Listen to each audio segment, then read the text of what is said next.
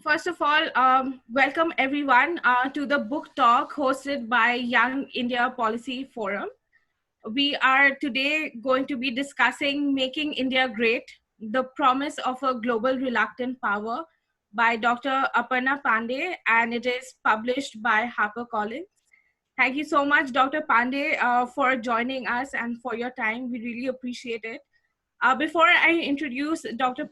Pandey formally, though she needs no introduction, we have all benefited from her work and leadership. But a few words on YIPF. The Young India Policy Forum was founded in 2014 by Akhil Berry. The mission of this organization is to connect the next generation of young professionals in Washington, D.C. and beyond the Beltway who work on South Asian security issues with not only each other, but also with distinguished and esteemed experts in the field. Currently, the YIPF board consists of Akhil Berry, Akriti Vasudeva, Hari Prasad, and myself. I am Sylvia Mishra. I'm a N Square Fellow, and I lead the WCAP CBRN working group. Some housekeeping rules before we get started. This event is recorded, and we'll have the recording online on our like Twitter link. Please keep yourself muted, but please feel free to join us via video. Uh, once uh, you uh, Once you have a question, please post it in the chat box, and I will call upon you to ask your questions directly to Dr. Pandey. And the format that we are going to follow is we have an hour. So I would start a conversation with Dr. Pandey for the first 20-25 minutes, and then we'll open up the floor for a greater and closer interaction with Dr. Pandey. Dr. Pandey is a research fellow and director of the Hudson Institute's initiative on the future of India and South Asia. She's an expert on South Asian security issues with a special focus on India, Pakistan, Afghanistan. Dr. Pandey has received her doctorate in political science from Boston University, and she has written, and we all know she has published extensively, and is now the author of 3 books. Her first book being Explaining Pakistan's Foreign Policy. Her second book was From Chanakya to Modi, The Evolution of India's Foreign Policy. And it seems the natural culmination of her third book is Making India Great, The Promise of a Global Reluctant Power. She is also the editor of Routledge Handbook of Contemporary Pakistan. So first of all, welcome on board, Dr. Pandey. We are thrilled to have you here. Thank you so much. Actually, it's a pleasure to be with YIPF. I know when it was founded because some of your founders sort of have worked with me.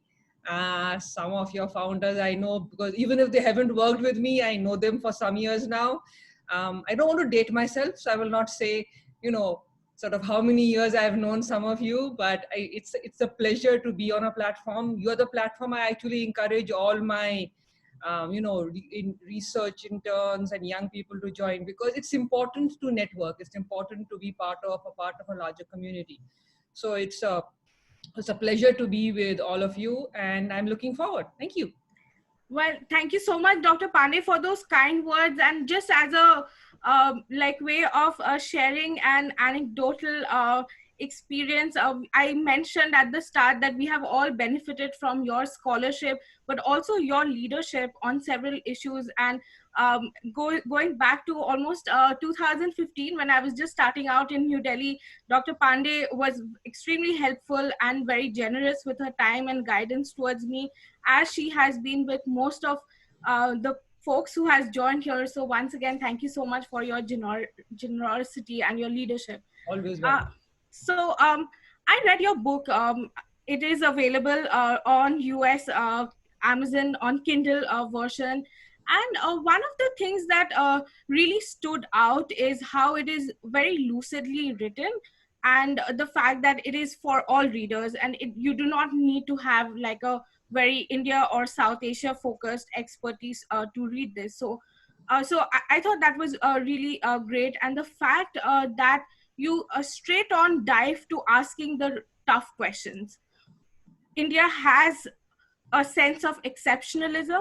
It's the promise of India being a great power is premised on its 5,000 old centuries of civilizational and heritage values.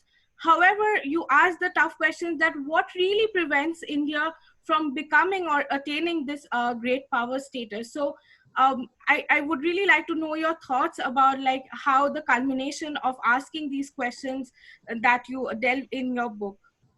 So thanks, Sylvia. Sort of, I guess three things. One, as sort of, this is in many ways, I would say not necessarily a sequel, but a continuum from my previous book. So I wrote From Chanakya to Modi primarily because I wanted to, as I used to joke, I wanted to explain India's foreign policy, even though the Indian, foreign policy establishment does not want to explain India's foreign policy. We prefer to be opaque. The more opaque we are, the better it will be. I wanted to tell people, why does India do what it does, and why does India not do what it doesn't do? What was the reason? So what are the influences, ideological, going back in history from Chanakya onwards? Who are the individuals? All the prime ministers from Nehru right down to Modi, and even the path not taken. I mean, the views of the Swatantra Party or the views of Patel. And the third was the institutions. So give sort of a lay of the land and explain what are the principles, the ideas, individuals and institutions. But while writing that book, as well as being an Indian, and in Indian, I'll be very Indian and actually include anybody of Indian descent anywhere in the world. It could be in the diaspora. It could be sort of, anybody who works on India. As somebody who sort of, who grew up as an Indian, I was born and I grew up in Delhi, you are taught, you hear, and you believe that because India has been, India will always be. We are 5,000 years old. We are one of two continuous 5,000-year-old civilizations. There's always been an India. India's always played a role in civilizations and times past.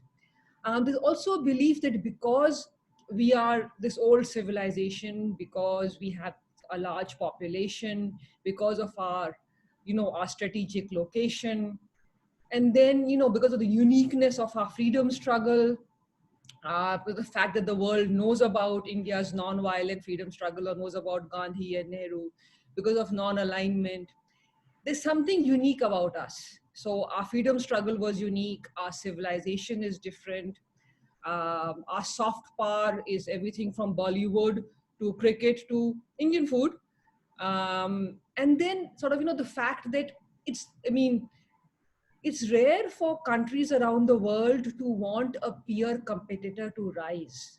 India is one of the few countries which, with a few exceptions, I would say China does not necessarily want us to rise, and Pakistan would also not necessarily want us to rise. But by and large, most countries around the world, whether it's in East Asia, Southeast Asia, Europe, US, they want India's rise, Africa, Latin America. So countries wanting the rise of another country is rare. Big powers wanting the rise of another big power is even more rare. And so India has this uniqueness, and we actually do believe it. The problem, however, is that we believe that just because we are, we will be.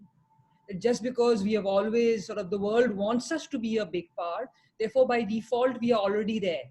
We are there on the stage. We don't really need to look within at our social problems, at our economic problems, at our military and foreign policy issues, or, grand strategy issues. At the end of the day, we will not become a great power just because all of us want to become a great power. There are innumerable challenges we have, and we have faced right from the 1920s and 30s, from when Indian leaders and writers, and actually even foreign writers. In my book, I actually mention a book written in 1930 by well-known historian Will Durant. The title of his book was The Case for India, written in 1930. So people have actually talked about the rise and potential of India for decades. Then why is it that we still remain a rising India, an emerging India, a to-be great power India? there must be something which pulls us back. And is it fair simply to blame the world for it, or is there something that we are ignoring within? So I guess, those were the reasons why I wrote the book. No, thank you so much for providing a great overview about like what really motivated you to ask and delve into these tough questions.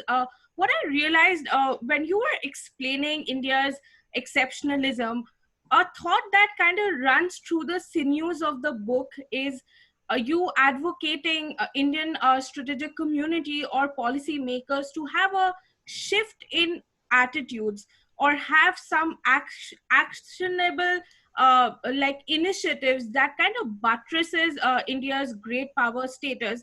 And to that you refer that India cannot afford to get pulled into philosophical debates about religion and culture, but rather needs to grapple with some of the more pressing challenges of the 21st century. I was wondering if you could discuss and tell us more about what are those specific initiatives that you would like the Indian strategic community to consider a more intently.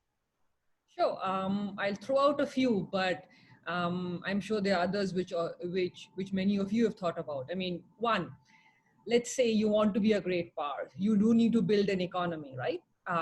India's economy needs to grow at 8 to 10% a year annually for a few decades. There are only 3 countries in the world which have grown at 8 to 10% for 3 decades: China, South Korea, and Taiwan. If India wants to become a great power or even an Asian power, it will have to sustain. And India's growth we did have a few years of 8 to 10%, but this year we came down to 2.5, 3% pre-COVID. And right now, I mean, according to IMF figures, it will be -4 or 5%. Let's see how much we bounce back. But I mean, for economic growth, it's not enough to just talk about self-sufficiency or make in India. What you need is the second round of reforms. 1990-91 were what gave us the 8 to 10%. If we want to go back, we know what to do. It's like, in all these cases, the government knows what to do. You know what the second stage of reforms are, whether it's the land reform, whether it's the labor market reform, whether it's tax reform, whether it's a financial capital market reform, and then going into human capital also. I mean, demographic potential, yes. Demographic dividend, yes. Demographic disaster, possible. I mean, is it just, degrees, diploma mills, or are you actually training people? I mean, skill workforce, right? In the industrialized world, majority of industrialized countries, even China, skilled workforce is around 60% or higher. India's is 7%. How can you possibly have manufacturing and actually sort of be part of the global supply chains unless your workforce is more skilled? You have a large workforce, a productive workforce, but it needs, you need to invest in people, and that is something which we have talked a lot about, but we haven't really done. And so that is one thing. Second, we all know what, so yes, I mean, India's neighbors are its first layer of defense. It can be neighborhood first policy, it can be, Gujral doctrine, it can be Indira doctrine, it can be, neighbors matter, whatever, call it what you want, South Asia first, whatever. Every Indian government has known what the problems and challenges are with every one of our South Asian neighbors. And even if we leave Pakistan aside, because of the fact that it has a legacy of partition and Kashmir and refugees, how is it that 73 years after independence, we still have problems with Nepal, Bangladesh, Sri Lanka, Maldives, maybe Bhutan, we don't really have that many problems, but that'll be the exception, right? But every few years, we have to go back and the problems with Nepal aren't new, with Bangladesh are fewer, but there are challenges. With Sri Lanka, again, Maldives. Why is it that as a potential global power, you cannot even come up with proper actions? And here, just one example. You know what your neighbors need. You know what their concerns are. And if China is coming in, and giving money. What have you been doing for the last 2 decades when China was coming in and building and giving money and building the ports and infrastructure? Just saying, Sylvia likes me and therefore Sylvia will keep my interest in mind doesn't work. Sylvia is getting billions of dollars from somewhere. What am I giving Sylvia except for saying, hi, Sylvia, we are friends. So please keep my interest in mind. I mean, I do need to sort of, action, sort of, talk is cheap. It's action which they need to see. Finally, I may promise something and then deliver 2 decades later. The other person promises and delivers within a week or 2 weeks, or let's say 6 months. I mean, Afghanistan is the one, I would say, positive example among, in recent years where we've actually delivered. But that may be because of, the strategic interests were really critical. But maybe the same thing could be reflected in Nepal, Sri Lanka, Bangladesh, Maldives, and the greater Indian Ocean where we talk about, the Pacific Islands and sort of a little more. So that's what I mean. There are things what you have to do, but sort of we prefer to just talk about it rather than do it. And the other side may not have been talking about it. They've been doing a lot. Absolutely. I think you very rightly pointed out like the three broad picture ideas, that the first and foremost, like, build and develop your own comprehensive national power, and you speak about investing in a resource intensive human capital. To that extent, I really enjoyed reading a lot of your references, which is backed with data, how you compare the women workforce that was in the 1990s has did a slide down in 2020, which is amazing, and it's extremely unfortunate, but it's again also a surprising fact.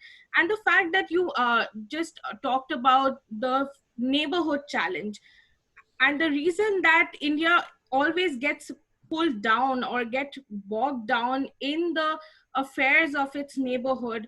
And in your book you discuss at length that one of the parameters of having or achieving great power status is the recognition by your peer competitors as a, it is not a self prescription that India can give itself, but rather a recognition that is offered by your peer competitors. And in that to that extent you write that China does not consider India as a peer competitor, and India's inability to project power outside even within South Asia, it is frustrated, but even outside the remits of South Asia and into the broader Indo-Pacific is challenged often, because India is so much always, like in the regional quagmire. So I definitely do think that these issues which are, which you tackle in chapter 2 and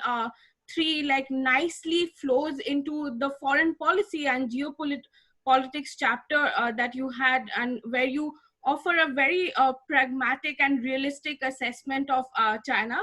You do not mince any words, and you say that China is going to continue encircling India in its South Asian neighborhood. It is going to bolster Pakistan and also ramp up India's other smaller neighbors, create a culture of fear amongst India's smaller neighbor about the big brother India. So, like weaving all of that in, I wanted to understand the fact that you talk about India has been slow when it comes to not only internal balancing, but also balancing externally and joining hands with US allies and like-minded partners.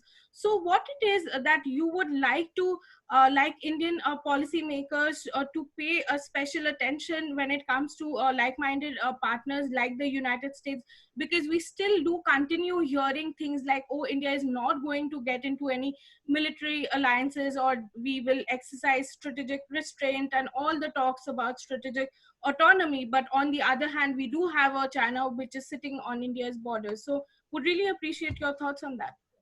Thank you. I mean, we have a dilemma at our core, which is that, I mean, as any old civilization, culture plays a big role, right? So I sometimes joke that As an Indian, I prefer to shake my head left and right so that you presume I'm saying yes. You could also presume I'm saying no.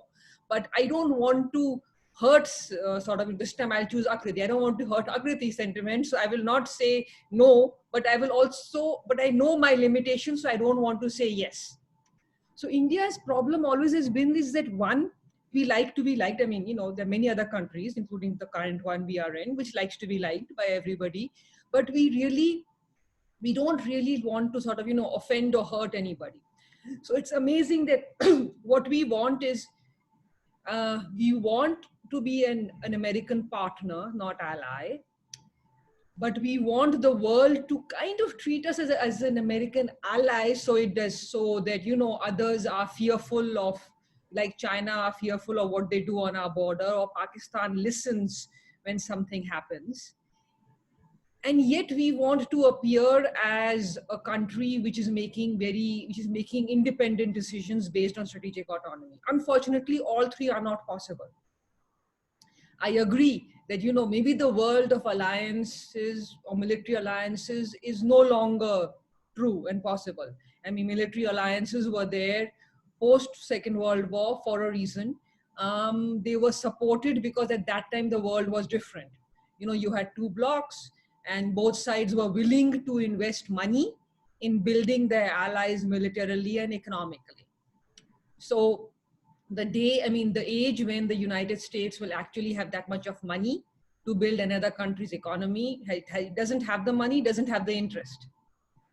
And it is protectionist as well. Secondly, again, sort of happy to sell arms, but not necessarily happy to build other countries' militaries. So those days have gone. On the other hand, a military alliance sort of isn't necessarily important, or sort of you shouldn't look at it as, if I am part of the YIPF military alliance, then I will have to go to war just because Hari wants to go to war. No. Being part of that military alliance means that others will not attack you for fear that you have 10 people sitting behind you. India has always viewed a military alliance as restricting my freedom, making countries into my enemies, and forcing me into war. The problem with that is you already have a country sitting on your border which shares 2,167 miles long border with you, which is right now holding on to thousands of kilometers of your territory it took over in 1962, which has taken over some more kilometers in the last few months, which lays claim to 1/3 of the former state of Jammu Kashmir Ladakh, lays claim to parts of Himachal and Uttarakhand, lays claim to almost all of Arunachal, and would most likely even want Sikkim. That has not changed irrespective of whether you were non-aligned, strategically autonomous, or a partner of the United States. I mean, it has sort of China's sort of desire for Japanese territory, for Senkaku Islands, didn't change only because Japan decided to invest in China. Similarly, China has not stopped sort of claiming Taiwan only because Taiwanese companies invested in China. So one has to be realistic. China is not changing what China seeks. You have to decide whether or not you are willing to be realist enough to realize that. Yes, nobody is saying seek a war with China. Nobody wants a war with China. China may not want a full-fledged war either. But just be realist that, you need allies.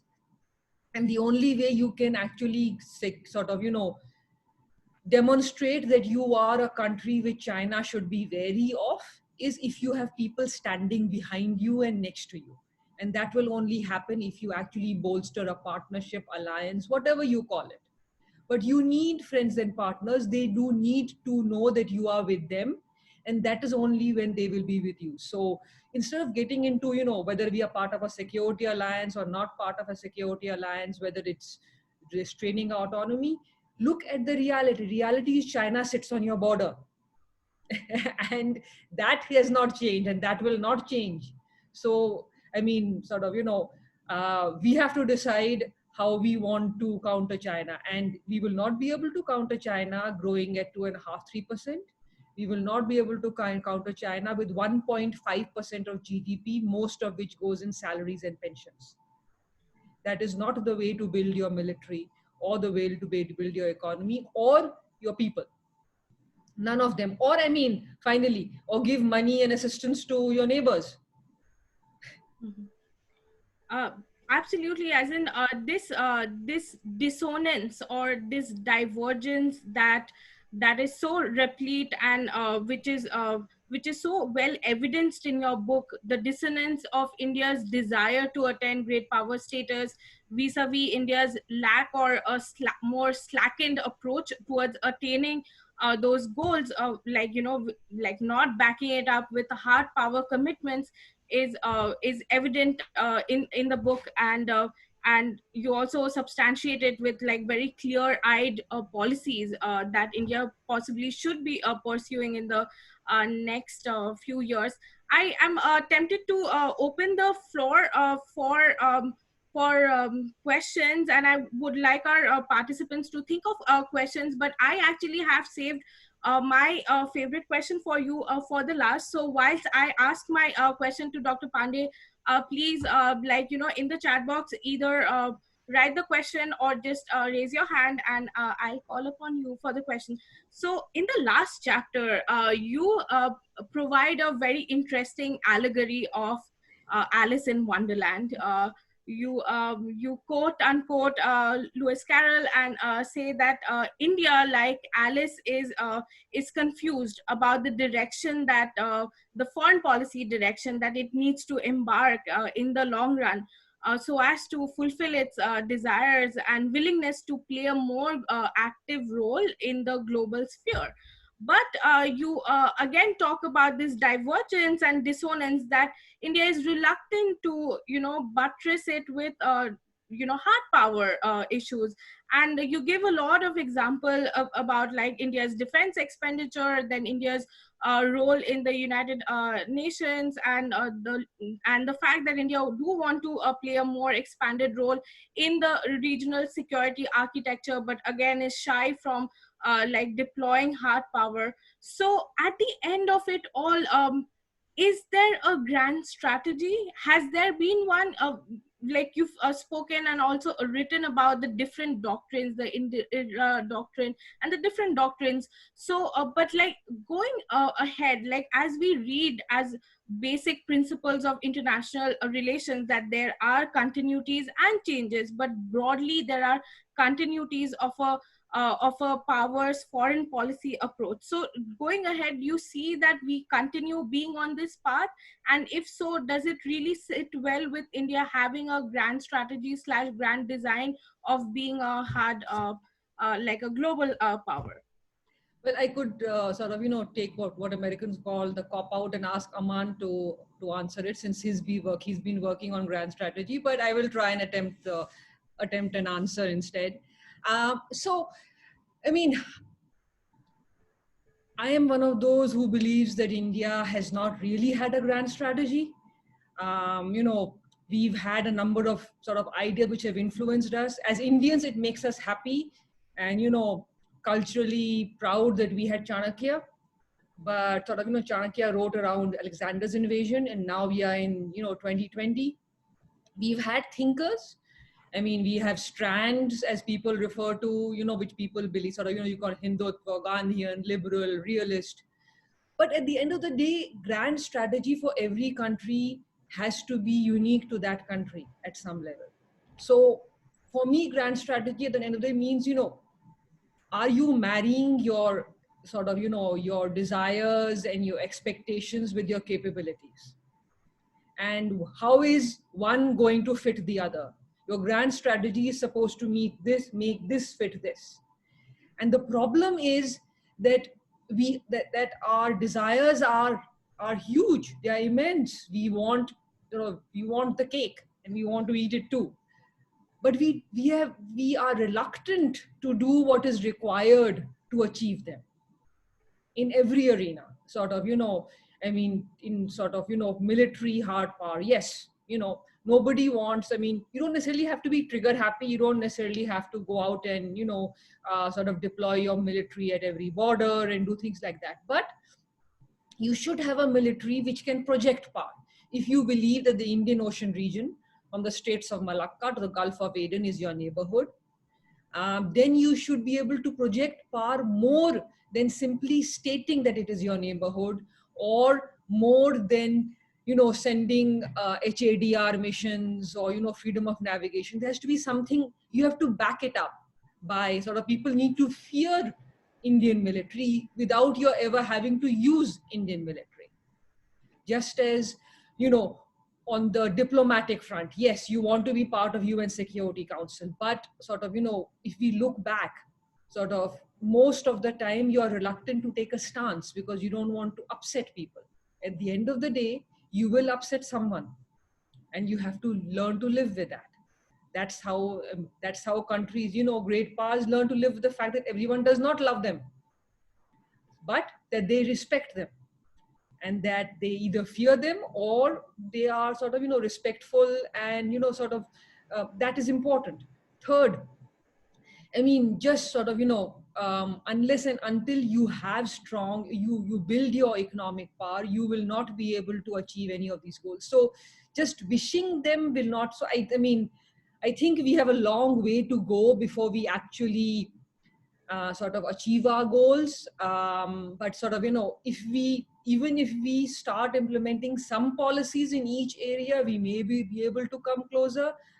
But it will require consistent policies in every area, and not just, slogans or saying that we will do it and we will do it in 15, 20 years. Great powers plan 20, 40, 60 years out. If as a 5,000-year-old civilization, our reluctance to even plan 20 years out is astounding, if not problematic. Dr. Pandey, thank you so much for those very solid and substantive answers. I hear a lot of what you're saying is that there is a need to move beyond the moral rhetoric which you discuss in your book. We're getting in a lot of very great and interesting rich questions. So first I would call upon Akriti and then Arjun to ask and fire away their questions to Dr. Pandey. Thanks, Sylvia, and thanks, Dr. Pandey. Your book sounds very interesting and looking forward to reading it. So I wanted to pick up a little bit on what we've been discussing, particularly the last response that you gave. And I think you kind of answered my question, but I still want to pose it to you. Sure. What do you think motivates the strategic autonomy policy that India has? Is it the experience of colonialism and wanting independence, or the Cold War period where you didn't want to choose side and wanted options? And maybe baked into that is also a power that is still coming to terms with developing its capabilities and doesn't really have the space to push back if it takes options? Or is it inaction or uncertainty as policy, not knowing the direction in which India is going? Thanks.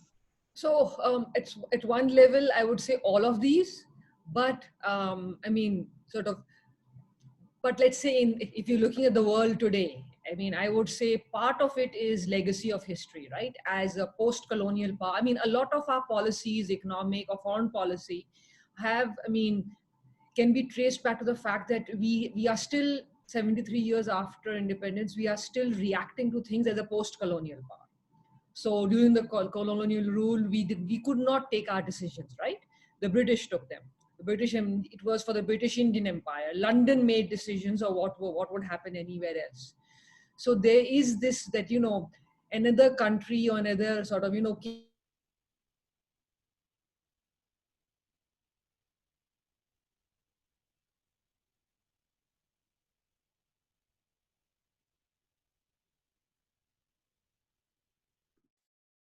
the stance of other countries has to do with India's own independent stance on climate change.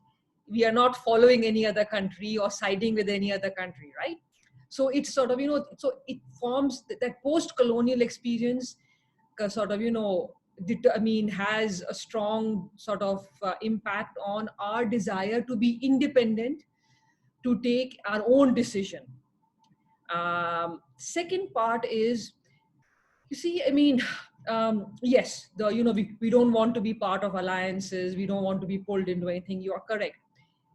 Post Cold War, the problem we face is that there is no alliance today, right? I mean, there are no blocks today. So it's not necessary that, you're choosing one for the other, even though now people talk about a new Cold War, or, are you on the side of the US or China or whatever. But we are also in an era where the alliance system is coming under threat. So if you're sitting in Tokyo, or you're sitting in Seoul, or you're sitting in Canberra, are you that comfortable or in Brussels, are you that comfortable with the alliance system? Are you concerned that it may not survive, or it'll take on a new role? So in a world where the old alliance system does not necessarily isn't applicable today, and their old allies are worried whether or not they will get support in case they are attacked. So, I mean, Brussels can think about whether or not Article, of NATO will be implemented in case something happens. Or, Japan can be concerned, or South Korea. What if North Korea advances? What if China advances? Or Taiwan? Will the US come in and support? Most likely it will, but we are actually talking about it. So at a time like that, Delhi will say, why should we be part of an alliance system when existing allies are coming under more pressure? And staying out of an alliance system may actually give us more benefits. I'm not saying it's right or wrong, or, it's the correct decision to make. I'm just saying that, those are the factors which also come into why India is saying we are not really that keen to join an alliance system, because one, I'd say nobody's offering an alliance. Two, the question is, are you that comfortable being part of an alliance structure which appears to be sort of, still sort of maybe reformed? And so I think all those come into why India why India still talks about strategic autonomy, or why we try to sort of, stay in between and not necessarily take a stance on either side. I hope that answers the question. Thank you. I would ask Arjun and then Aman to go and ask your questions to Dr. Pandey. Thank you, Sylvia. Thank you, Dr. Pandey, for speaking with us today. It's really interesting. So I was curious about South-South solidarity. We can call it that. We can call it G77. We can call it our commitment to the global South. As we've seen with the Serum Institute talking about distributing a lot of its vaccines to countries across the developing world. So India has sought to support countries across Africa, across the Pacific Islands for years, if not decades now, apart from South Asia, of course. Yeah. I was curious though, what is your sense about the views of the policy elites in those countries? Do they care whether we are non-aligned, multi-aligned, whatever word we like to use? Or do they just want the goods, right? Be it aid, be it trade, be it cooperation, be it whatever they want from us? Thanks, Arjun. Good question. Actually, I think it has changed over the years, the perception of the local elite. And I'll give the example of Africa, a number of the African countries, mainly because, India historically had an advantage there, right? I mean, diaspora, trade, cultural links. And so and education, I mean, I'm including education in the cultural links and all that. And so for a long time, at least till I would say the early 2000s, most of our focus used to be on education partnership with many of the African countries. A number of, and so everything from teachers and nurses to doctors would go from Ethiopia, Somaliland, all the way down, especially East and South Africa. As China's presence grew, many of those countries took Chinese assistance, for building infrastructure. Also, many of them were resource-rich countries, right? So they were selling their oil to China. What started to happen was that China was bringing in their labor. China was therefore the local laborers were kept out. China was using, elite capture to basically bribe the local elites and the leaders. So there was a pushback, and there was sort of, in the conversations the Indian diplomats would have with their counterparts, there were questions: why are you not investing in, why aren't you building the economic side? Why aren't you building infrastructure? Because they would much rather there be a competition so that they are not dependent on one. And because of India's perception as a non-hegemonic, non-aggressive power, and a country which, even though it's a large population, I mean, when our businesses go to other countries or when we build infrastructure, we use locals. We don't take Indian labor. We use local labor. So, at multiple levels, that actually was something they wanted. But what they would say is, please work quickly. Please don't take the decade you would take to build it, because we can't wait that long either. We want you there. We want you to do more, but please hurry up. And please, expand more than just cultural and educational, make it more trade, make it more, developmental infrastructure and all. We want you there. So it has changed over the years, in Africa. It's also the same in the Pacific Island region. There's a similar but slightly different, for example, Middle East. I mean, though, there they don't need India's money. India actually needs Middle Eastern, oil and money. But they want, they want a basket of suppliers. They would like to be able to give more than one country.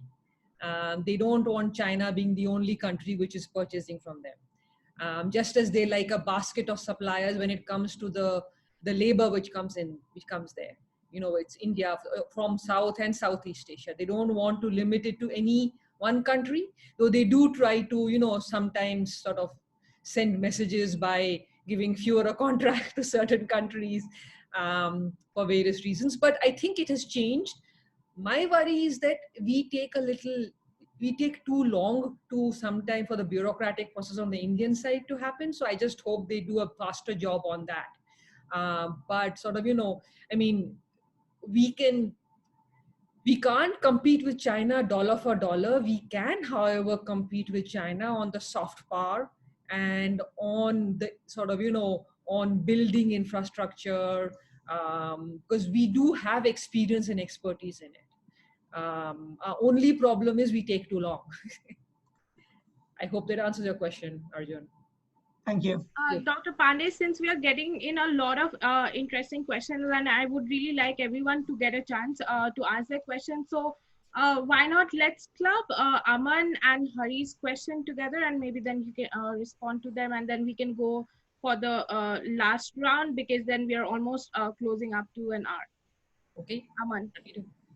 Thank you, Sylvia, and thank you, Dr. Pandey. I'll make two very quick comments. One is that I have 5 million questions, so expect at some point an email that'll come from me. And secondly, the answer that you gave towards the end of Sylvia's question gave me a lot of food for thought. I'm finishing up my thesis, which is due in 2 weeks, so this was a very timely conversation. My specific question is something that I think you are very well aware about, and I wanted to get your thoughts on it, which is Indian exceptionalism in the way that it comes out to how they define great power. I think, we've talked a lot about how, and I think you mentioned this as well in a previous conversation. I'll cite this book that I remember you included in your second book from Chanakya to Modi, that the vitriolic response to Bharat Karnad's "Why is India not a great power yet?" led to this conception that, India, we have our own conception of what a great power is. Yep. It's not necessarily this militaristic, expansionistic power. We are responsible and we have social status. And I think the end of your response to Arjun was very helpful in that, we can leverage that. But how do you compute, this balance between India needs to become this great power in the conventional sense as well, but it really has this own exceptionalist view of what a great power is, and we're going to do it our own way. Would love your thoughts on this dichotomy that India has in its conception of great power. So are we taking both questions? Yes, we are taking Hari's question as well. Mr. Prasad? Thanks, Dr. Pandey. I guess my question is one of the drawbacks of being in a military alliance is not necessarily you have to go to war, but whatever your allies do, on a very publicly level, it has backlash. So like, for instance, when the US went to war in Iraq, it caused a lot of security concerns for like all the European countries. So especially where India has traditionally, like say in Middle East or other regions, has had a very opposite stance of what the US has had. If it aligns itself with the United States, how does it like really balance like those security commitments that also affect its public and soft power elements to a certain extent? Thank you. Great questions. I will try and give shorter answers so that we can get everybody's question. My apologies, but I love talking in case nobody knew that. Aman, great question. And that is something which sort of, I do try to tackle in the book towards the end in my chapter. So we have that. And that is a problem because you see, I mean, we believe that power is different because the Indian version of power is different. Great power is different, but the Indian version is different. India's freedom struggle was different. Our economic growth is different. Our society is different. Our politics is different. Everything we do is different. At the end of the day, however, the only way that I am invited to speak at YIPF is that if the majority of the board wants to invite me. Hari cannot rubber stamp his way through it saying, no, you have to just invite her because I want to invite her. So at the end of the day, you do have to have that status, which has to be recognized by countries around the world. You do have to have economic power and military power. Hard power cannot, soft power and civilization cannot compensate for lack of hard power, economic power, and status in the world. You can't. What Hedley Bull said decades ago, what Mersheimer has said do not change. You do need that. And I don't think we have really, or most of our leaders have really understood that. And I will sort of stop there with just one example. In the book, I have an example in which I quote, I'm sure all of you saw when India's budget was presented this year, and instead of the suitcase, we had a Bahi Khata, which was red and golden. And we were told that that's because, now Angrez chale gaye, unki paramparaएं bhi chali jayenge, and now we are a great power. I will leave you with that thought, that we are a great power now that we have changed from a suitcase to a Bahi Khata. Mr. Prashad, I agree totally with you. And one point which I forgot to add when Arjun was asking me was that an advantage India has, which is there in most countries around the world, but especially developing countries, is that India is not perceived as Western. India is not perceived as a former colonizer. And because of India's non-aligned status, it has given India a perception of a country which does not seek to come in and, take advantage of your economy or your military or, take over. China has that impression, and China's impression that you take over land for 99 years, like they've done with Hampantota or with that port in Africa, in African country, is slipping my mind right now. But we don't have that impression or that image. And that image and perception matter. But and so, yes, in one of the reasons very often that India prefers allying with Japan for a project to allying openly with the US often comes down to the image or perception that the United States may have in a country versus how, Japan is normally viewed as, being sort of only giving assistance. If we leave Southeast Asia and East Asia aside, we won't go back too much in history, but I'm saying, so this, I agree with you. India does want to make that sort of, ensure that India is not seen as, as a country which allies sort of with the United States on every policy.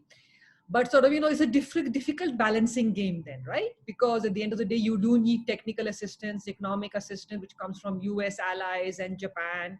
And so you have to, balance it. I will stop there so that the last round of questions can be asked. Yes, we are just going to take this last round of questions. So we'll go first with Mike, then Akhil, and then Merrick. Please keep your questions short. I think all the questions actually mutually strengthen each other because they are focused on climate and neighborhood. So Mike, please, you have the floor.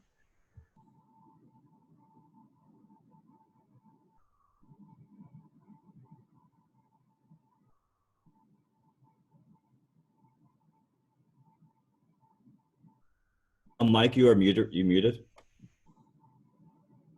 Yeah, I cannot hear Mike. Sorry.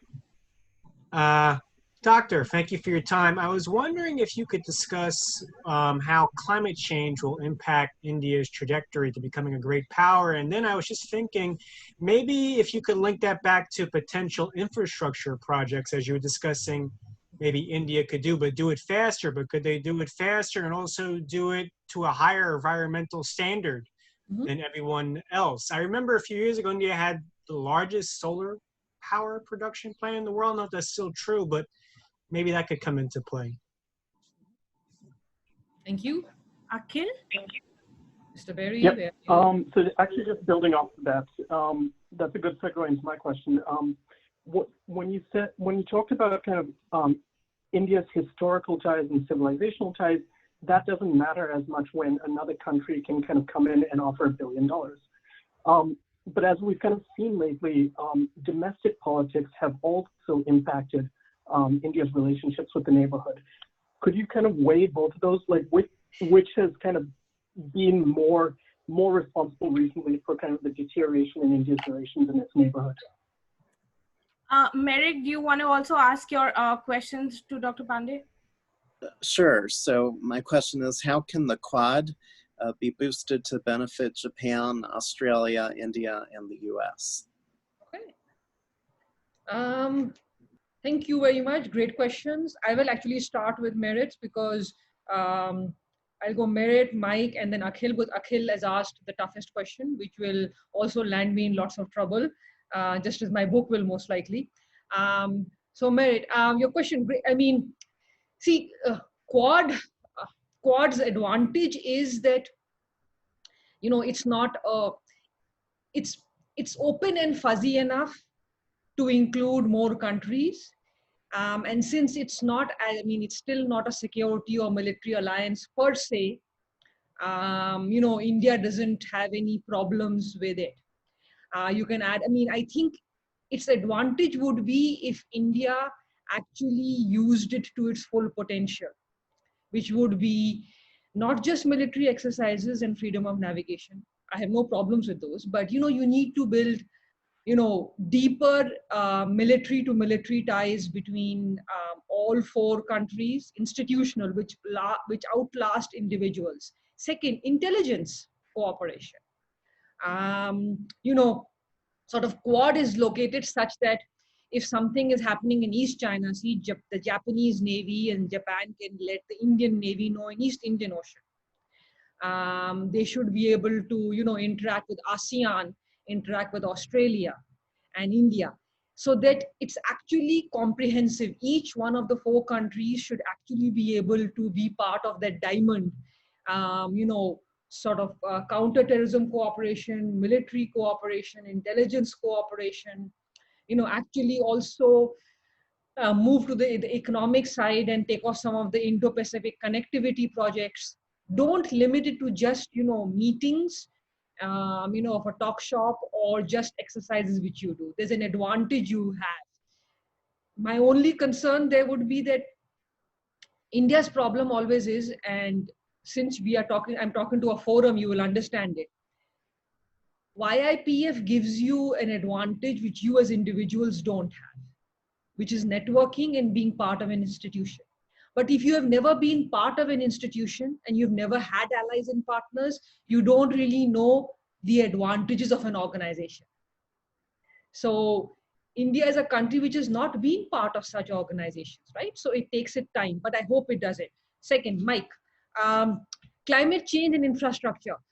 The challenges actually of, I mean, for India, climate change is important at an existential level. You know, sort of in the coming decades, we are not going to have enough water. We are not going to have enough water for one country, forget about all the countries in that region. You know, India is not doing it, but China is definitely setting up sort of, you know, to store more water, not just on the Indus and the Ganges, but the Mekong as well.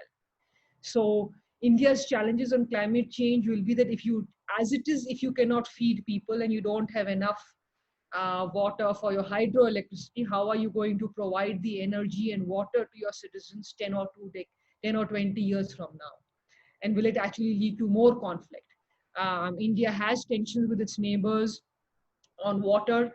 Nepal hasn't been that open normally on dams and sort of, sort of collaborating with India. Bhutan has been better, but still, the question of, this year, what did we have? Not just, if you leave COVID aside, you have had locusts, which have hit all of northern India, which have destroyed crops from Pakistan to India. You had, if there's water shortage, it's going to be, a reason for heightening tensions between India and Pakistan, India and China, India and Nepal, India and Bangladesh, and India, Bangladesh, Myanmar. So infrastructure projects, I guess the problem, yes, India can do a lot. The problem will be in the neighborhood. India's main problem with that is, if you leave the political will aside, is that the Himalayan mountain chain is a very weak mountain chain. And any projects and dams and any roads you build on it hurt the mountain chain. It may not survive that. Sorry, I'm giving very short answers. Mr. Berry, yours was the last question. Indians may not like it and Indian leaders may not like to hear it, but anything which happens inside a country has an impact on your foreign policy. So the world has watched what has been happening in the United States when the Black Lives Matter and all was happening. World did watch what was happening and what is happening in India, whether it was the anti-CA, CAV protests, whether it is attacks on women, whether it is attacks on minorities, and whether it is the sort of the stress that Indian democratic institutions, Indian political institutions, freedom of expression, media, judiciary have come under. And India may dismiss it and say, if you can accept it in China, you can accept it in us.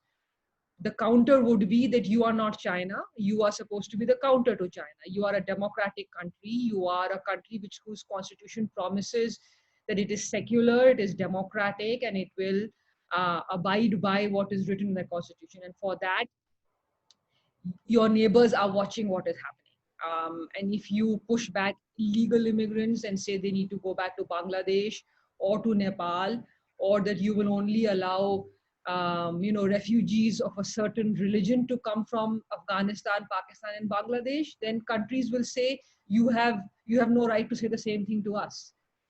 And finally, civilizational ties can be beneficial, but they can also hurt you because your neighbors can play the same game back with you.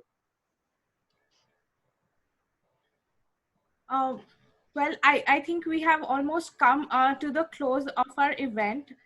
First of all, thank you so much, Dr. Pandey, for your very comprehensive responses to our audience questions. I think it is not just your book discussion, it was actually a masterclass on Indian foreign policy and India in international relations. So thank you so much for that. I hope everyone is able to go out and eventually get copies of Dr. Pandey's book, and hopefully there will be a time where we can go and get it signed by you. I'm going to conclude this rich discussion that we had by quoting you. It is the last line of your book, and I think it is a beautiful bow which really ties into all the things that you discussed in your book, and it essentially talks about that civilizational and cultural values are not going to be a substitute for hard power. So here I quote Dr. Pandey's last line of her book, and it says, quote starts, ancient India was isolationist, which modern India cannot afford to be. Ancient India was otherworldly, but modern India needs to succeed and exercise power in the world. Only that would make India great in the eyes of the world. Once again, thank you, Dr. Pandey, for your time. Thank you so much. It was a pleasure. And sort of, I hope things get better. And when they do, I would be happy to sign anybody and everybody's book, and even we can have drinks once, you're no longer scared about getting COVID. But thank you very much. It was a pleasure. Thank you. Thank you. Take care. Thanks.